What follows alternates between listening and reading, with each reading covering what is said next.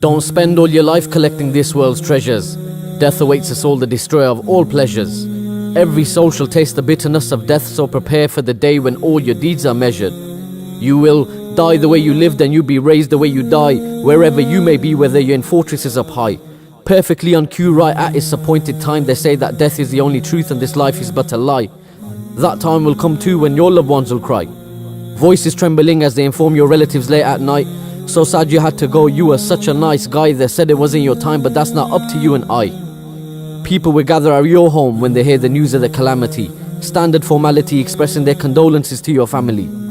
The movement of time is nothing more than an erosion of existence in this dunya.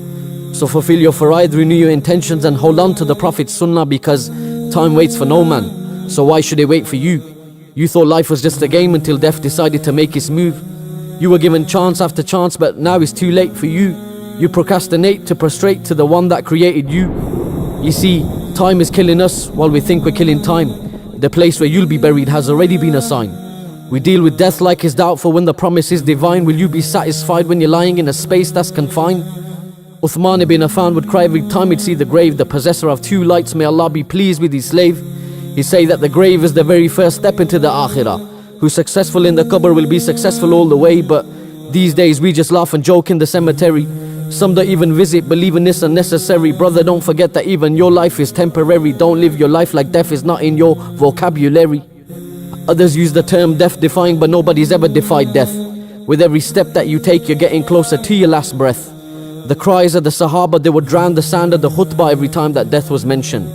Now our own loved ones pass away, yet we show no apprehension. Tomorrow's not guaranteed, but you're still worried about your pension. You were too busy with this world, gave the hereafter no attention.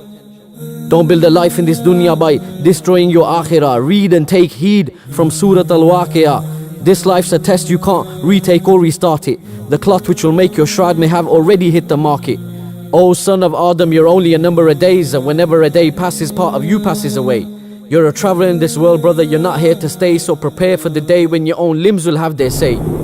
You will regret every moment that you chose to disobey. Imagine standing before Allah while your deeds are being weighed. When people gave you advice, you didn't give them the time of day. You thought you'd practice when you're older, but it didn't go your way, so we laid you to rest right side facing the Kaaba. I just pray the last words on your lips was a shahada. Friends and family turn up to pray your janazah. If anyone could escape death, it would have been the prophets and sahaba. Hear the footsteps of your friends as they walk away from your qabr. Your family is in pieces, may Allah grant them sabr. No should have, would have, could have, now you can't blame it on qadr. Spoke as if you fought at Badr, but didn't get up to pray Fajr. Shaitan may have whispered in your ear, but it was still your own decision. Now you're wishing you spent your whole life in a state of submission. Two angels appear and they ask you three questions. Who is your Lord? What is your religion? Who was your prophet? I pray you state the right answers. Love for this world is a disease. It's a sickness worse than cancer, because if you dislike to meet Allah, Allah dislikes to meet you. Remember, you have an open enemy that will try to defeat you. Shaitan won't leave you alone. He'll try and misguide you to the end. So if you're losing the battle to him now, then tell me, what will you do then? Once the angel of death takes your soul, it will be too late to repent. His advice to myself, first and foremost, we all need to make amends. Don't want your soul to leave your body like a thorn branch ripping through wet wool. The world is small, our desires are large, the dirt will ensure we're finally full.